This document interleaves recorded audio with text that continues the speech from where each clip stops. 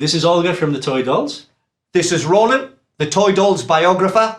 Welcome to the Toy Dolls LPs.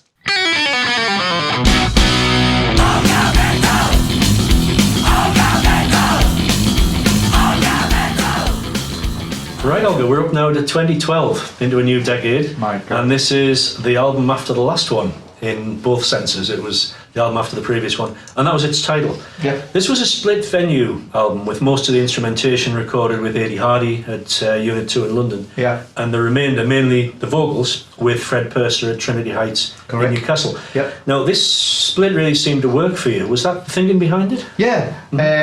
Well, we actually rehearsed next door to Eddie's place in London, close to where I live, and I've been recording with Duncan, doing different things with Eddie, and I just thought he seemed like a really good engineer. And apart from that, Duncan lives in London as well. So Tommy came across from Germany, and Duncan from London, and me from London. We just recorded the guitars and the drums and the bass guitar at Eddie's place. Then after that was done, we just took the mastered the tape, or whatever it is, CD or whatever you need, up to the Fred's place. We've done all the vocals and the mixing up there. Yeah. It worked for you great, didn't it? Yeah, perfect. Well, all the backing singers live up there as well. So Yeah, of course, yeah. I thought that Credit Crunch Christmas could really have had a chance of charting in the UK, as it did briefly in Sweden and the Netherlands in the lead up to Christmas. I was wondering, did you release it with any high hopes of impact, or was it the record company pushing for it? No, that was the record company, but I mean, we didn't object, because the Christmas song, and it was capitalising on the Christmas thing. It was fine by us. We didn't have to change things to the same song. But I mean, I'm not surprised it didn't actually do it. It's too fast. It's about 10 beats to 15 beats per minute too fast.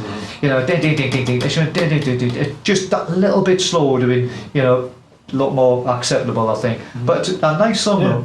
A mate of mine said it's the best time he's ever had in 2.5 minutes with his clothes on. So take that one for your portfolio of compliments anyway. Yeah.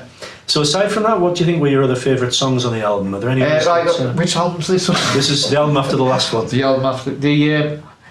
I think the Down the Old 20 Lines are a really nice one. I think the guitar solo on that one's really nice. And good tune on that one. There's Degger's anthem, which we'll talk about later. Yeah, I think the Doreen song was good, but it was too fast. To be honest, there's a lot of the songs just too fast on it. Right. And we were doing a lot of gigs like close up to then, and I think for me, recording an album roundabout when you're doing a lot of gigs, you might be tighter, but you're playing things too fast. Because when you're playing live, you always play too fast. At least we do, anyway.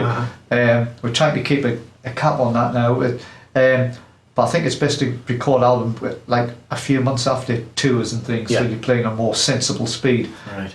The Decker ones, that speed's all right on that one. Yeah. We'll come on to that. Yeah. In the meantime, it was nice to see songs from other bands associated with group members included here. So Duncan's Draycote Avenue and Tommy's band Goober Patrol produced or rather submitted a beer for your treatment. Did you just like those individual songs, or was it a concerted effort to bring the other lads' work in? Well, a little bit of both, really. And I did like those songs. Yeah. I mean, wouldn't have put them on if I didn't like the songs. There was just thought might make a change for this one, because they were relatively new. Duncan was new at that time, really, even though he's been there 11 years now, believe it or not. Yeah. Otherwise, there was no cover version as such this time. Was it just that no suitable song suggested itself, or was it a deliberate decision? Yeah, I mean, know you thought briefly about the Wanna Die's You and Me song. I tried that. It didn't turn out so well. Actually, there was one cover, the Japanese cover, but that was only released on. I'm going to ask you a question about that. All right, I'll let you go. Right. No, it's fine. Down at the old 29, that's a real nostalgia fest, that one. Yeah. Going back to where you used to drink with the lads and play gigs also in the very late 70s. Yeah. I want to ask about how long it took you to write and musically arrange specifically that complex list of names. So I remember in the studio you set aside 90 minutes for us to record that bit, but we nailed it in a couple of takes. Yeah. It took a long time. It took a few weeks. Well, probably a few months actually. So putting together the names and doing that crescendo, that kind of arpeggio thing. That kind of middle eight bit. That did take a while to think of that. I tried a few different things. There's a few names in there that which weren't actually people, but 90% of the names are real. And the rest it fitted in with. Yeah. That's good. Yeah, it's a complex one to sing, but I think the background singers you did actually nail it quite quickly. Yeah, 2 takes as I remember. Yeah, there we go. Decker's Drinking Dilemma has become a cult classic, and I think it's appropriate to say that Decker himself absolutely loves it. Yeah, he feels very privileged to have had a song written about him, and it's also he obviously hasn't listened to the lyrics closely, but there you go. Maybe he has, maybe he hasn't. Yeah. But I wonder if you can tell us a bit about the animated version. That accompanied that. That was quite interesting. Yeah, it was. And also there's Barry the Roofer, and also the Fiery Jack from the classic album. Yeah, I forgot about that. Yeah. How did that come about? Well, Mick, this guy from Newcastle area, I've never actually met him. He seems a lovely lad by email. I think he'd already done Barry the Roofer. That's right. Yeah. I thought, this is really, really good. And I asked him if he'd wanted to do the Decker thing, and he said, yeah, he'd be delighted to. And then we've done that one, then he'd done the Fiery Jack one as well. But he's really good. Great fun. And you're happy with the results, obviously. Yeah, he uses like a package, so he's limited to what he can do, but it was really nice. Good fun. It's nice, and a bit of humour in the correct sense as well. Totally. That's and it's a nice compliment to the album. Yeah, I think so. And once again, we've got a good mix of songs about local people, soap opera characters, personal ailments, and your tangled love life from years past. So after nearly 40 years now writing Toy Dolls songs, can you see any reason to change this philosophy for structuring an album? Not really. Not with this band anyway. I think if we're going to go off on a tangent, it'll be a different band, and I'd like to, and maybe with a proper singing, I mean, I'm not keen on singing, and I can't really sing anyway, but I really do love playing the guitar. Some would argue. Not many, but I love playing the guitar, and I would like to carry on doing that. But with this, I think the Toy Dolls, the way it is this voice and this kind of style and a kind of thing. I think it just works nicely, for its own little limited market there. Right. Fan question, the final one in the series, comes at us now from Sweden. Are there any outtakes from any albums, or do you always only record the ones that end up on the album? No, everything that gets recorded gets used. Every tiny little bit. And there's a question, and a sort of follow-up question from that. Yeah. Sunderland Celebrity, which was a bonus track, was that an outtake from this album, or deliberately intended to be a kind of add-on? No, we needed one song just to be on it, like for I think it was iTunes or something like that. It's like slightly longer, and we just chose that one. There was no particular reason to choose that one. And we used the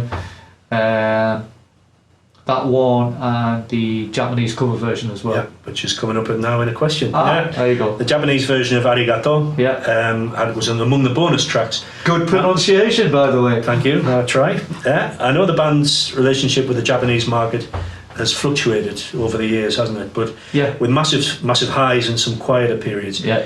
Can you update us on patterns of popularity for the band around the world? Where you feel, which parts of the world, which continents, which countries? I mean, it's peaks and troughs, and it does happen to go up and down in different countries at different times. I think at this moment, I would say South America is probably there's more fans there. There's probably a lot of people who live there as well. South America, parts of France and Germany and Spain. Most of Europe, and also Eastern Europe, it's quite interesting, isn't it, to see countries like Poland. Poland, absolutely fantastic, and Hungary, and Serbia, and south of Europe as well. Spain, Portugal's also. So I mentioned just about everywhere. The whole lot. So there's popularity everywhere. Fortunately, on a small level. Okay, and the final question. Really, it's wrapping up the 12th of the 12 interviews we've enjoyed talking to you, Olga. So 12 studio albums, over nearly 40 years of the Toy Dolls. Firstly, congratulations on everything you've achieved. Thank you. And could you give us a quick reflection for people who might be watching, from this perspective, 40 years on, of how much you've enjoyed your career? Yeah, well, I mean, I never expected it to last this long or become a career.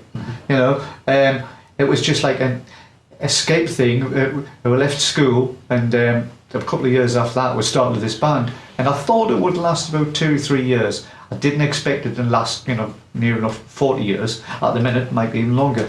But I'd rather do this than anything. I mean, rather than any job, I'd rather just sit down the pub, to be honest. But if you had to do a job, I'd rather do this than anything, and I don't regret any part of it, apart from Turtle Crazy, maybe. Well, that's maybe a moot point. We can come back to that one.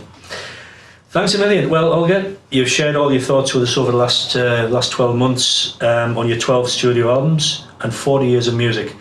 So it's been great talking to you. I hope you've enjoyed it. I've had an absolute ball talking to you. Thanks very much. Thanks a million, Olga. Thanks a lot. Thank you. Good man. Bye.